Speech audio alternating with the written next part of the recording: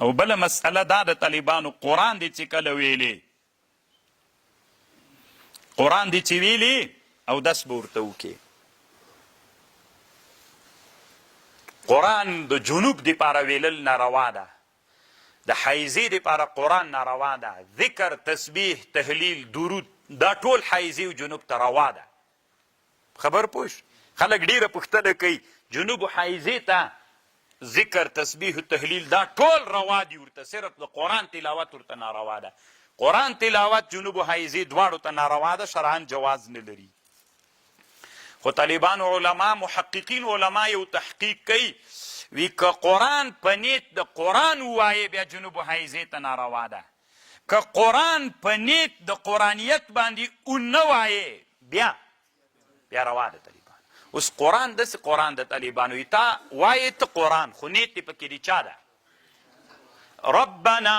ظلمنا انفسنا وإن لم تغفر لنا وترحمنا لنكونن من الخاسرين قرآن ده کنه تا دی چا په نیت ویلې دا طالبانو جنوب حیزې ته بیا روا ده کنه چې ته دعا په شکل وایې دا خبره علماو احناف علماو کتابونو کې کړې ډېرو کتابونو کې خو یوه خبر باندې اختلاف د طالبانو ورونو امام رافعي په احنافو کې یو سړی تیر سوی امام رافعي وایي ټول قرآن چې نیت د قرآنیت نه وي پکې له قرآنیت نه وځي بیا جنوب حیزې ته روا ده خو شامی رحمه الله پر رد المحتار کې او په حاشیه د بحر الرائق منحة الخالق کې او علامه ابن النجیم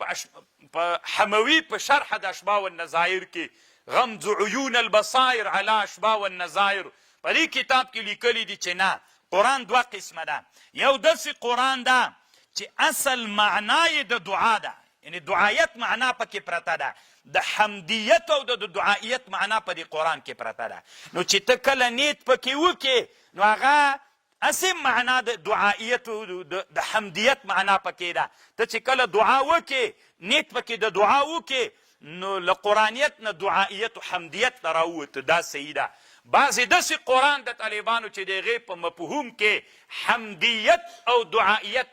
نه ده پروت نو چې نه ده پروت که زر وانې نیت پکې د نه قرآنیت هم وکړي له قرآنیته نه راوځي تاسې ما په خبر پوه دا خبر طالبانو هغه کړې ده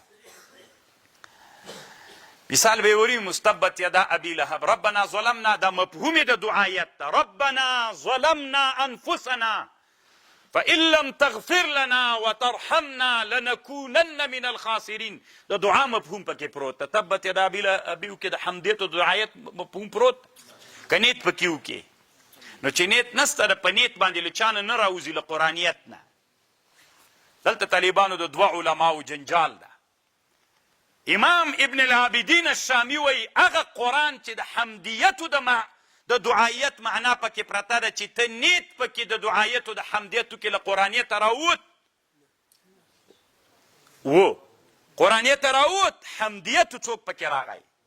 دعایت دا قرآن جنوب حیزې ته جایز ده او هغه قرآن چې معنا د حمدیت او دعایت نسته پکې هلته په نیت باندې نه راوځي دوه شیان شامی وایي راباسي یو ربې دا مفهوم د دغه آیتونو کې حمدیت او دعایت بل به نیت وي او هغه وایي امام رافعي وایي نه تنا نیت راباسي ټول قرآن که هغه قرآن مفهومي د دعایت او د حمدیت وي که نه وي په نیت راوځي حق طالبانو له چا سره دی تاسې په فکر د شامی رایه طالبانو صحیح ده